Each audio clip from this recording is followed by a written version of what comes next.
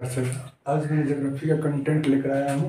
Dessert मरुस्थल क्या होता है, डिजर्टिफिकेशन क्या होता है, मरुस्थलीकरण क्या होता है, डिजर्ट क्या होता है। तो डिजर्ट वर्ल्ड में जहाँ भी देखते हैं तो डिजर्ट ऐसे एक कंसेप्ट आता है, बच्चों में आता है कि डिजर्ट वहीं बनता है जहाँ पानी कम होते हैं, सॉरी जहाँ रेतीली भूमि होती है, यानी कि जहाँ सैंडी सॉइल होती हैं। इसका ये कदापि अर्थ नहीं होता है कि मरुस्थल का अर्थ होता है कि रेतीली भूमि या गर्मी। ऐसा जनरली लोग कंसेप्ट का आता है मरुस्थल, और जो डिजर्ट होता है वहाँ कहने का मतलब गर्मी ज़्यादा पड़ती है तो मरुस्थल होता है। ये कंसेप्ट माने एकदम ब्लंडर है, ये ब्लंडर आप लोग करते हैं, क्योंकि ऐसा कोई ज़रूरी नहीं है कि जहाँ बारिश नहीं होती है या जहाँ बहुत ज़्यादा गर्मी है वही रेगिस्तानी भूमि है। रेगिस्तान होने का कंसेप्ट होता है, देयर बहुत सारे फैक्ट होते हैं जो कंटेंट होते हैं जिसके चलते कोई क्षेत्र, कोई भौगोलिक क्षेत्र क्या होते हैं, रेतीली भूमि होती है, बारिश कम होती है। तो मरुस्थल के लिए बहुत सारा ऐसे में सबसे पहले मरुस्थल होता क्या है या रेगिस्तान होता क्या है। तो अल्प वर्षा वाले वैसे भौगोलिक स्थान जो बंजर हो, माने ऐसे जोग्राफिकल एरिया जहाँ बहुत ही लिटिल अमाउंट ऑफ रेन होते हैं, बहुत कम मात्रा में बारिश होती है। बारिश से क्वेश्चन पूछता है कि कितने प्रतिशत बारिश, कितने सेंटीमीटर बारिश होती है। तो ऐसे भौगोलिक क्षेत्र जहाँ 25 सेंटीमीटर से कम रेन होता है, बारिश होती है, वो क्षेत्र क्या हो जाता है, मरुस्थल होता है। तो there are two types of desert in our geographical areas में। दो तरह के डिजर्ट होते हैं जो भौगोलिक क्षेत्र में, दो प्रकार के होते हैं। तो दो प्रकार के, एक होते हैं हॉट डिजर्ट, एक होते हैं मॉडरेट कह लेंगे या बोलते हैं इसको टोरिड, टोरिड जोन में जो आते हैं। एक होते हैं जो हॉट डिजर्ट होते हैं जो उष्ण कटिबंधीय मरुस्थल होते हैं, एक होते हैं शीतोष्ण कटिबंधीय मरुस्थल। तो आप लोग को ऑलरेडी मालूम होगा जो कटिबंध होते हैं, तो बहुत सारे कटिबंध होते हैं, लेकिन बीच में जो होते हैं जो 0 डिग्री से होते हैं उसको बोलते हैं हॉट हॉट एरियाज। और जो 0 से ऊपर जैसे आप जाइएगा, जैसे जैसे 0 के ऊपर जाइएगा और 30 और 60 के बीच में शीतोष्ण मिलता है, और सबसे ऊपर आपको एकदम शीत मिलता है, एकदम जिसको बोलते हैं पोल, नॉर्थ पोल और साउथ पोल। तो उष्ण कटिबंधीय मरुस्थल और शीत कटिबंधीय मरुस्थल, दो प्रकार के मरुस्थल होते हैं। तो शीत कटिबंधीय जो मरुस्थल होते हैं उनका अक्षांशीय विस्तार कितना होता है, 5 डिग्री से लेकर 30 डिग्री के बीच में उत्तर और दक्षिण में आपको शीत हॉट डिजर्ट मिलेगा, उष्ण कटिबंधीय मरुस्थल मिलेगा। और 30 से ऊपर 30 डिग्री से लेकर 60 डिग्री अक्षांश के बीच में शीतोष्ण मरुस्थल मिलते हैं। तो मरुस्थल दो तरह के होते हैं, एक शीत मरुस्थल, एक होते हैं शीतोष्ण मरुस्थल। तो आपको उष्ण कटिबंधीय जो डिजर्ट होते हैं, चाहे उष्ण कटिबंधीय जो गर्मी वाले क्षेत्र में डिजर्ट होते हैं, वो उसमें आपको सहारा नॉर्थ अमेरिका में है, सहारा, अटाकामा जो दक्षिण अमेरिका में है, दक्षिण अमेरिका में चिली के पास में है अटाकामा, कालाहारी जो अफ्रीका के बीच में है, बोत्सवाना में, बोत्सवाना एक कंट्री है उसमें है। आपको दस्त ए लूट और दस्त ए कबीर, दो पूछता है अक्सर एग्जाम में, दस्त ए लूट और दस्त ए कबीर। तो नाम थोड़ा अरबी लग रहा है, इस्लामिक नाम लग रहा है, तो कहाँ होगा, इस्लामिक कंट्री में होगा, यानी ईरान में होगा। तो दस्त ए लूट है ईरान में और दस्त ए कबीर है आपको भी ईरान में, लेकिन ये दक्षिणी ईरान में है। और दस्त ए लूट क्या है, पूर्वी ईरान में है। और भारत का बात करते हैं, थार, भारत और पाकिस्तान में इसका विस्तार है। तो भारत और पाकिस्तान में जो डिजर्ट है जिसका नाम है थार, वो उष्ण कटिबंधीय मरुस्थल का एग्जाम्पल है। फिर आते हैं ग्रेट विक्टोरिया, ये ऑस्ट्रेलिया में है, ओशनिया महादेश ऑस्ट्रेलिया देश में है ग्रेट विक्टोरिया। गिब्सन भी ऑस्ट्रेलिया में है, और भी मरुस्थल ऑस्ट्रेलिया में है। एक होते हैं दस्त ए कबीर जो पहले हम बता चुके थे। तो ये सब जो एग्जाम्पल हैं, सहारा, अटाकामा, कालाहारी, दस्ते लूट, दस्ते कबीर, थार, ग्रेट विक्टोरिया और गिब्सन, ये पूरे आपको 5 डिग्री से लेकर 30 डिग्री के बीच के में एग्जिस्ट करता है। तो ये इसको क्या बोलते हैं, उष्ण कटिबंधीय मरुस्थल। तो और शीतोष्ण मरुस्थल कटिबंध जो 30 डिग्री और 60 डिग्री के बीच में होता है, वो मरुस्थल में आते हैं गोबी जो उत्तरी चाइना और मंगोलिया के बीच में है, उत्तरी चीन और दक्षिणी मंगोलिया के बीच में है गोबी। एक है आपको तकलामकान जो एकदम एग्जिस्ट करता है चाइना में, पूर्ण रूप से चाइना में है तकलामकान। तो ये बहुत ही इंपॉर्टेंट है एशिया के लिए या वर्ल्ड के लिए, गोबी और तकलामकान। तकलामकान चीन में है और गोबी आपको चीन और मंगोलिया के बीच में है, ठीक है। और है पेंटागोनिया जो अर्जेंटीना और चिली में है, पेंटागोनिया बहुत इंपॉर्टेंट है। और भारत का एक लद्दाख। तो भारत में एक्चुअली में दो प्रकार के मरुस्थल मिलते हैं। एक बोलते हैं जो भारत में जो थार है वो आपको उष्ण कटिबंधीय मरुस्थल है, और जो लद्दाख है वो क्या होता है, वो आपको शीतोष्ण कटिबंधीय है। यानी लद्दाख भी एक तरह से क्या है, रेगिस्तान है, डिजर्ट है। तो रेगिस्तान एक्चुअली में आता है, यहाँ आपका डिफिनेशन गलती हो गया, जो आपकी मिसकंसेप्ट बना हुआ था कि रेगिस्तान होने के लिए जरूरी है कि वहाँ गर्मी पड़ती है। कोई जरूरी नहीं है कि रेगिस्तान वहाँ होगा जहाँ गर्मी पड़ती है। रेगिस्तान होने के लिए कुछ क्राइटेरिया होते हैं। तो एक क्राइटेरिया होते हैं, क्या होते हैं, 25 सेंटीमीटर से कम बारिश वाला स्थान, ठीक है। और 25 सेंटीमीटर कम बारिश जहाँ होगा, तो जो स्वाभाविक है जहाँ बारिश कम होगा वहाँ क्या होगा, वहाँ कोई भी नेचुरल वेजिटेशन नहीं होगा। जब नेचुरल वेजिटेशन नहीं होगा तो कोई भी चीज एग्जिस्ट नहीं करेगा, और जब कोई भी एग्जिस्ट नहीं करेगा तो स्वाभाविक है कि क्या होगा, वहाँ बंजर भूमि होगी। तो एकदम कहने का मतलब कोई भी अनप्रोडक्टिविटी एरियाज होते हैं, कोई भी प्रोडक्टिविटीज वहाँ नहीं होगी, कोई भी उत्पादक वाला पदार्थ नहीं होगा, कोई भी चीज नहीं होगा। इसलिए अल्प बंजर भूमि होती है, एकदम बेरन होती है, बेरन लैंड, इंग्लिश में बोलते हैं उसको बैरन लैंड, यानी कुछ भी नहीं होती है। तो कुछ भी नहीं होने के पीछे रीजन क्या होता है कि वहां बारिश नहीं होती है। अब बारिश एक्चुअली में कोई भी नेचुरल वेजिटेशन हो या कुछ भी दुनिया में कुछ भी एग्जिस्ट करता है तो बारिश होगा तभी ना वहाँ एग्जिस्ट करेगा। कोई भी नेचुरल वेजिटेशन या कुछ भी चीज होने की संभावना क्या होती है, रेन। और रेन होती है कितनी, 25 सेंटीमीटर से कम। तो 25 सेंटीमीटर से कम जो बारिश होगी तो वहाँ एक बार बार क्वेश्चन पूछता है कि वहां किस प्रकार के प्लांट राइज करेगा, तो जीरोफाइटिक बोलते हैं। मरुद्भिद इंग्लिश में शायद मरुद्भिद बोलते हैं, इंग्लिश में जीरोफाइटिक बोलते हैं।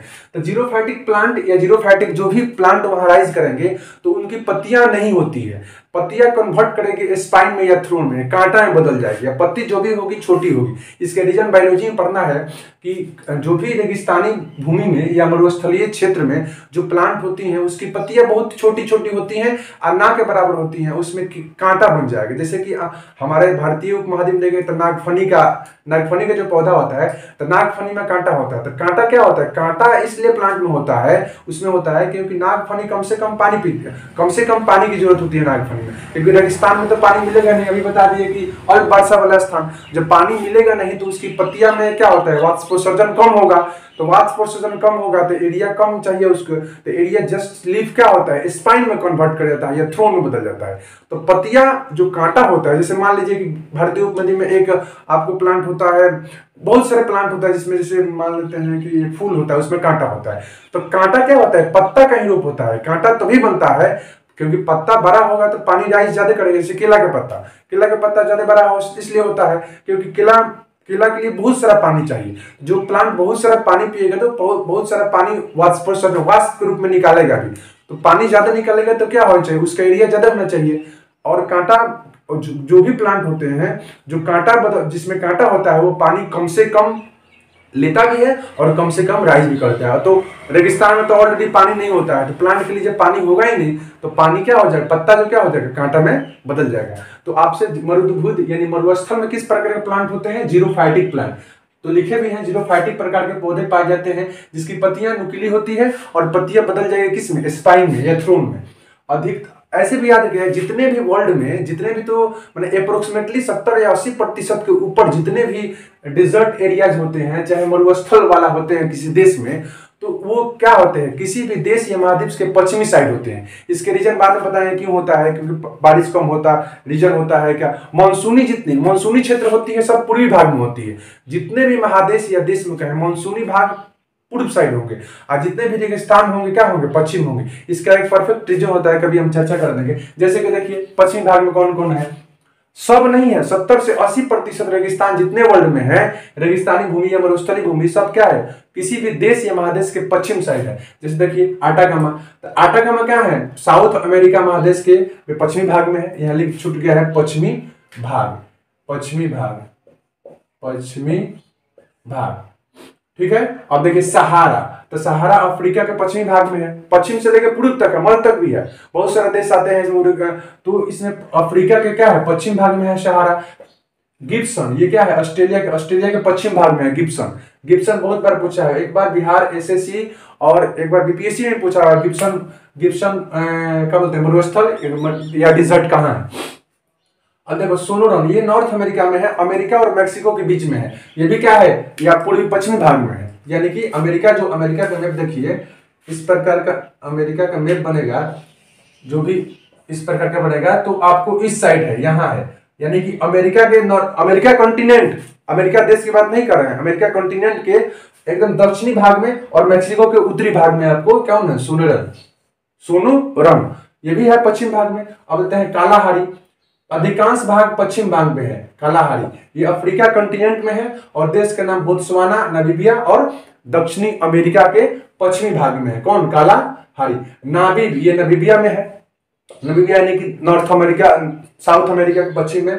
फिर आटाकामा, आटाकामा मोस्ट इंपॉर्टेंट और most important desert in our, पूरे कंटेंट का सबसे इंपॉर्टेंट कहाँ है, आटाकामा। ये आटाकामा, ये भी मरुस्थल आपको नॉर्थ अमेरिका, साउथ अमेरिका के आपको चिली वाला आसपास में है। तो आटाकामा के बारे में कुछ महत्वपूर्ण कंटेंट है, जैसे आटाकामा जो मरुस्थल है उसमें सोडियम नाइट्रेट और तांबा का सर्वाधिक भंडार मिलता है आटाकामा में, ठीक है। एकदम साउथ में है, चिली में, एकदम नॉर्थ अमेरिका, साउथ अमेरिका के, नॉर्थ अमेरिका के साउथ में और साउथ अमेरिका के साउथ में ये है क्या, कौन सा देश, आपको चिली, उसी में सोडियम नाइट्रेट और तांबा का सर्वाधिक भंडार है। और ये याद करिएगा, आटाकामा के बारे में बताएंगे, आटाकामा है इसमें कंटेंट लिखवाएंगे, लेकिन बता देते हैं आपको, संसार का सबसे शुष्क क्षेत्र, सबसे संसार का और पृथ्वी का भी सबसे बड़ा शुष्क क्षेत्र होता है। तो याद कीजिएगा, याद रहना चाहिए कि संसार का सबसे शुष्क क्षेत्र कौन है, आटाकामा, और पृथ्वी का भी सबसे शुष्क क्षेत्र कौन है, आटाकामा। चिली यानी कि आप नॉर्थ अमेरिका का ऐसे मैप बनाइएगा, north America, sorry south America का, तो गलती बन गया, इस प्रकार का ऐसे, तो यहां आपको चिली है। इसका अक्षांशीय विस्तार बहुत ज्यादा है, एकदम लंबा सा है। जैसे भारत में केरल का देखिएगा, भारत का नक्शा में आप केरल देखिएगा, तो जैसे केरल है, जहां केरल है, एक देखिए याद आ गया, बहुत अच्छा कंटेंट, कि अगर आप साउथ अमेरिका का देश भी याद कीजिएगा, तो बोत्सवाना, पेरुग्वे, उरुग्वे, अर्जेंटीना के पश्चिम साइड जाइएगा तो चिली मिलेगा। तो अर्जेंटीना का पश्चिम साइड चिली है, तो चिली का जिस प्रकार में है, यानी कि चिली का जो अक्षांशीय विस्तार है बहुत लंबा है, यानी कि उत्तर से दक्षिण का विस्तार चिली का बहुत ज्यादा है। उसी प्रकार भारत में भी केरल का देखिएगा, तो केरल का भी उत्तर से दक्षिण विस्तार क्या है, ज्यादा है, और पूर्व से पश्चिम विस्तार कम है। तो चिली और केरल याद कीजिएगा, जहां चिली का लोकेशन है वहीं भारत में केरल का लोकेशन है। केरल का भी उत्तरी से दक्षिण विस्तार ज्यादा है, और चिली का भी दक्षिण से उत्तर का विस्तार ज्यादा है। तो देखिए आज ये चीज कंटेंट याद रखिए, जहां चिली है वहीं भारत में केरल है, निमेप के अनुसार। अब आते हैं कुछ महत्वपूर्ण कंटेंट है, कुछ महत्वपूर्ण इंपॉर्टेंट फैक्ट्स है कि दक्षिण एशिया का सबसे बड़ा मरुस्थल थार रेगिस्तान है। दक्षिण एशिया का सबसे बड़ा मरुस्थल थार, इसको इंग्लिश में बोलते हैं ग्रेट इंडियन डिजर्ट। ऐसे जो मरुस्थल जो थार है वो भारत में भी है और पाकिस्तान में भी है, क्योंकि आप जो गुजरात देखिएगा, गुजरात राजस्थान वाला क्षेत्र, तो उसके पश्चिम में जाइएगा तो पाकिस्तान है। आपको एक पोर्ट है लाहौर पोर्ट, लाहौर बंदरगाह है, तो लाहौर बंदरगाह के क्षेत्र वाला पूरे क्या है, डिजर्टिफिकेशन है, तो वो पूरे भारत और पाकिस्तान के दोनों का क्षेत्र आता है सहारा में। तो संसार का सर्वाधिक जनसंख्या वाला मरुस्थल थार है। ऑल्सो सबसे ज्यादा पॉपुलेशन रखने वाला मरुस्थल कौन है, थार, जो भारत और पाकिस्तान में एग्जिस्ट करता है। एक्चुअली में 1 किलोमीटर के अंदर 84 लोग एग्जिस्ट करता है थार में, ऐसा कहीं नहीं है। ना आपको सहारा में मिलेगा, ना अटका में मिलेगा, ना कालाहारी में मिलेगा, ना दस्ते लूट में मिलेगा, ना दस्ते कबीर में मिलेगा, ना ग्रेट विक्टोरिया में मिलेगा, ना गिब्सन में मिलेगा, ना सोनोरल में मिलेगा, ना नाबी में मिलेगा, ना अटका में मिलेगा। किसी भी मरुस्थल में इतने पॉपुलेशन एग्जिस्ट नहीं करता है जितना एग्जिस्ट हमारा भारत और पाकिस्तान में जो मरुस्थल है थार, वहां एग्जिस्ट करता है। एक और क्वेश्चन बनता है, विश्व का सबसे बड़ा गैर ध्रुवीय, इसको नॉन पोलर बोलते हैं, यानी नॉन पोलर कहने का मतलब क्या है कि सहारा जो है रेगिस्तान सहारा, उस सहारा आपको 5 डिग्री से लेकर 30 डिग्री के बीच में एग्जिस्ट करता है, यानी कि शुष्क मरुस्थल है। तो जब शुष्क मरुस्थल होगा तो पोलर कैसे होगा, इसलिए नॉन पोलर डिजर्ट, यानी कि विश्व का सबसे बड़ा नॉन पोलर डिजर्ट कौन है, which name of the which desert is include in non polar region. तो नॉन पोलर रीजन में कौन आएगा, सहारा, जिसका 84 लाख वर्ग किलोमीटर एरिया है। भारत का जो थार है, भारत और पाकिस्तान का 2.5 लाख वर्ग किलोमीटर है, और इसका कितना है 84 लाख। समझ लीजिए भारत का क्षेत्रफल है 32,87,263 वर्ग किलोमीटर, और उसमें आपको 2 लाख, उसमें नहीं इंक्लूड नहीं, क्योंकि 2,60,000 में तो कुछ पाकिस्तान का भी क्षेत्र पड़ेगा, भारत और पाकिस्तान दोनों है। तो 2,60,000 नहीं 2.5 लाख वर्ग किलोमीटर याद कीजिएगा सहारा का एरिया है। और जो वर्ल्ड का सबसे बड़ा नॉन पोलर डिजर्ट है वो आपको 84 लाख वर्ग किलोमीटर है। तो याद कीजिएगा ऐसे ही जो संसार का सर्वाधिक पॉपुलेशन एग्जिस्ट करने वाला डिजर्ट होगा थार, तो उसका जो पॉपुलेशन होता है 83 आदमी प्रति वर्ग किलोमीटर है। 1 किलोमीटर में 84 आदमी रह रहा है। और विश्व का सबसे बड़ा जो नॉन पोलर डिजर्ट होगा उसका एरिया 84 लाख वर्ग किलोमीटर है। तो 83 और 84 से थोड़ा सा आप क्या कहते हैं इंटरलिंक कीजिएगा तो आपको याद रहेगा। ऐसे विश्व का सबसे बड़ा शीत मरुस्थल आपको अंटार्कटिक है। ये सबसे बड़ा है अंटार्कटिक, यानी कि क्यों 30 से 60 डिग्री के बीच में, 60 डिग्री के ऊपर है। ये 60 डिग्री क्या है ऊपर है यार अंटार्कटिक, लेकिन इसी में आएगा शीतोष्ण में आएगा, वो तो एकदम शीत आ जाएगा, एकदम फ्रीज्ड जोन में आ जाएगा। लेकिन विश्व का सबसे बड़ा शीत मरुस्थल की बात करें तो अंटार्कटिक होगा। और विश्व का सबसे बड़ा अगर मरुस्थल की बात करें अकॉर्डिंग टू एरिया वो क्या हो जाएगा सहारा, जिसकी एरिया आपको 84 लाख वर्ग किलोमीटर। अगर क्वेश्चन पूछ जाए कि विश्व का सबसे बड़ा मरुस्थल जहां सबसे ज्यादा जनसंख्या एग्जिस्ट करता है वो आपका मेरा प्यारा भारत का और पाकिस्तान का थार रेगिस्तान हो जाएगा, जहां सबसे ज्यादा पॉपुलेशन एग्जिस्ट करता है। क्योंकि स्वाभाविक है कि हमारे तरफ जो भारत का नेक्सा देखिएगा, भारत का मैप, तो जैसे भारत है इस प्रकार का भारत है, तो इस यहाँ आपको राजस्थान है इस प्रकार के यहाँ पड़ेगा। तो एक्चुअली में यहाँ क्लाइमेट का एडेप्टेशन अच्छा क्लाइमेट पड़ जाता है, तो यहाँ जनसंख्या एग्जिस्ट ज्यादा है। राजस्थान वाला क्षेत्र में और पाकिस्तान वाला क्षेत्र मिला दिया जाए, इसका विस्तार भी गुजरात में अगर तो कुछ ना कुछ है ही। रेगिस्तान का जैसे आपको कच्छ का एरिया है, कच्छ का एरिया वाला थोड़ा सा पड़ेगा, तो वहां क्या है पॉपुलेशन क्या है ज्यादा एग्जिस्ट करता है, तो सबसे ज्यादा है। और विश्व का सबसे बड़ा जो अगर पूछा जाएगा शीत मरुस्थल, तो अगर पूछेगा शीत मरुस्थल तो हो जाएगा अंटार्कटिक। अगर ऐसा ही जनरल कोई नॉन पोलर कुछ भी नहीं रहे तो सहारा होगा। अगर पॉपुलेशन जुट जाएगा तो क्या हो जाएगा आपको थार हो जाएगा।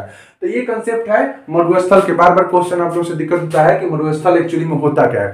तो मरुस्थल क्या होता है, मरुस्थल एक ऐसे भौगोलिक क्षेत्र होते हैं जो क्या है जहां अल्प मात्रा रेयर ऑफ द माने ऐसी क्षेत्र जहां कम वर्षा वाला क्षेत्र क्या बोलते हैं आपको मरुस्थल। मरुस्थल में ये कोई भी जरूरी नहीं है कि वहां बारिश कम होता है, ये रेतीली भूमि होती है। जनरली केवल 25 सेंटीमीटर से कम वाले ऐसे भौगोलिक क्षेत्र जहां कम एकदम जमीन बंजर हो, बंजर इसीलिए तो बंजर बोलते हैं।